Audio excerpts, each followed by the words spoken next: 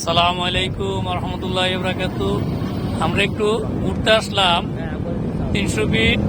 এটা এই জায়গাটার নাম কি বলেন?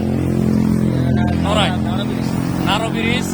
এটা দেখেন কি সুন্দর ভিউ, মাশাল্লাহ খুব সুন্দর লাগতেছে দেখতে সুন্দর। এই যে এখানে আমার বাইরা আছে, আমার চাচা শ্বশুর আছে, এরপরে ওই যে আমার বাইরার বন্ধু আছে, নাম হইল আলী আকবর। হাইদেন আলী আকবর ভাই, হাইদেন।